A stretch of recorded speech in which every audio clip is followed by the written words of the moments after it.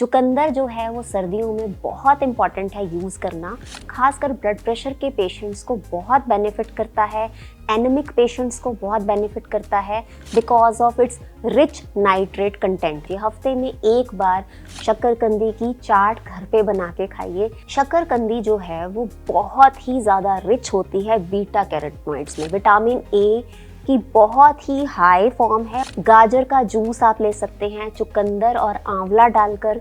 आंवला बहुत इंपॉर्टेंट है, सर्दियों में वरदान है। गोंद जो है, जो सर्दियों की गोंद की बात कर रही हूँ, जो कि घी में फ्राई करके बनती है, ये हमारी हड्डियों के लिए बहुत ज़्यादा अच्छी है और बॉडी में वार्मथ, एक गर्माहट देती है। तिल एक ऐसा सीड है जिसमें मैक्सिमम कैल्शियम है। आपके 100 ग्राम तिल में आपको 1000 मिलीग्राम के करीब आपको कैल्शियम मिल जाता है। सहजन की फलियां बहुत इंपॉर्टेंट है, आप इसका सूप बना सकते हैं। It's a super food. कोई ऐसी चीज़, कोई ऐसा मिनरल नहीं है सहजन की फली में जो मौजूद ना हो। सर्दियों में मेथी ज़रूर खाएं। पालक बहुत इंपॉर्टेंट है, इसमें विटामिन के है, मैग्नीशियम है। सेहतनामा विद राजेंद्र देख रहे सभी दर्शकों का स्वागत है। सेहतनामा को सब्सक्राइब जरूर करिए। अगर अभी तक सब्सक्राइब नहीं किया है, वीडियो पसंद आ जाए तो लाइक और शेयर कर दीजिएगा। एक बार फिर हमारे साथ फंक्शनल मेडिसिन एक्सपर्ट और clinical dietitian Ayurveda expert Sarika Sharma हमारे साथ है और उनसे हम बात करेंगे इन सर्दियों में क्या खाया जाए कि सेहतमंद रह सके। सो सारिका, आप हमें वो बताइए कुछ चीज़ें जो हम इन सर्दियों में हमें अपनी डाइट में ज़रूर शामिल करना चाहिए। जी, आपने देखा होगा राजेंद्र कि सर्दियों में कुछ प्रॉब्लम्स जो हैं वो बहुत बढ़ जाती हैं, जैसे कि इन्फेक्शंस बहुत बढ़ जाते हैं और कुछ हाई ब्लड प्रेशर के जो पेशेंट्स हैं उनका बीपी बहुत हाई रहने लगता है। तो सर्दियां एक तरीके की वरदान होनी चाहिए, हमारे लिए लिमिटेशन नहीं होनी चाहिए। सर्दियों में नेचर ने हमें कितने गिफ्ट्स दिए हैं, जैसे कि चुकंदर।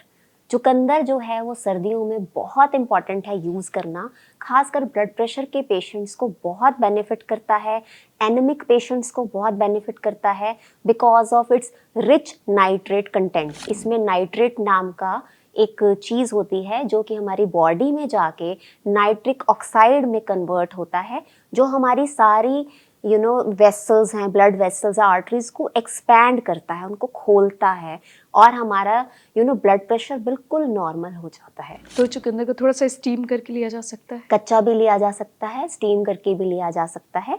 एज अ सैलेड इसको ज़रूर शामिल करें। सर्दियों में विटामिन ए की बहुत ज़्यादा ज़रूरत होती है बिकॉज बहुत सारा इन्फेक्शन होने का खतरा होता है। तो नेचर ने हमें गाजर दी है और स्वीट पोटैटोज यानी शक्करकंदी। इसको अपनी डाइट में शामिल ज़रूर कीजिए। हफ्ते में एक बार शक्करकंदी की चाट घर पे बना के खाइए। शक्करकंदी को गोल गोल काट कर उसको स्टीमर में स्टीम कीजिए और उसके बाद उसमें घर की बनाई हुई हरे धनिए की, पुदीने की चटनी डालकर, नींबू डालकर खाइए।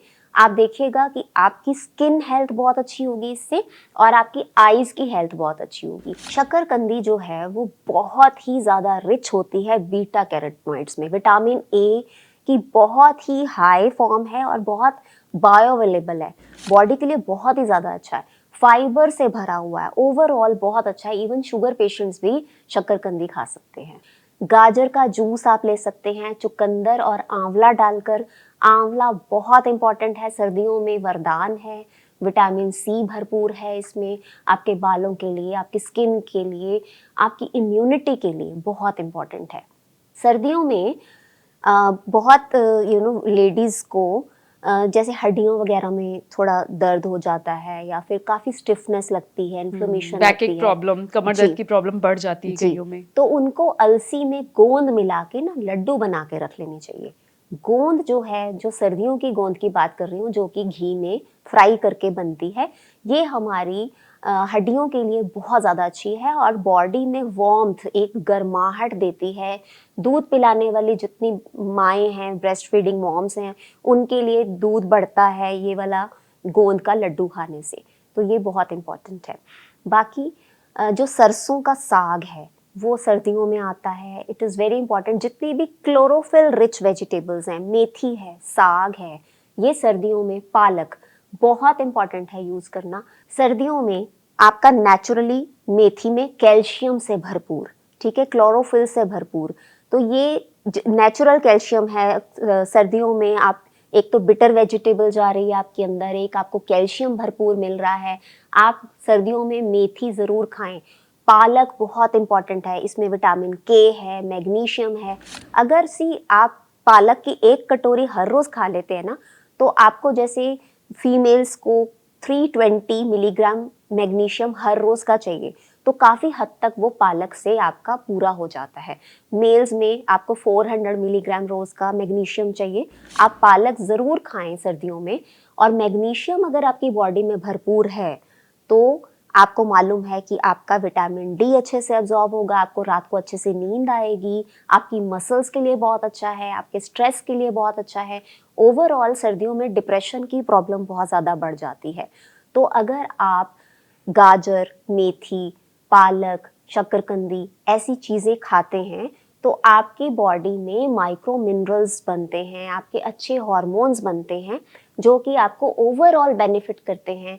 आपको ब्लड प्रेशर से बचाते हैं, हाई ब्लड प्रेशर से बचाते हैं, आपकी डायबिटीज़ को कंट्रोल करते हैं, आपकी इम्यूनिटी को बढ़ाते हैं।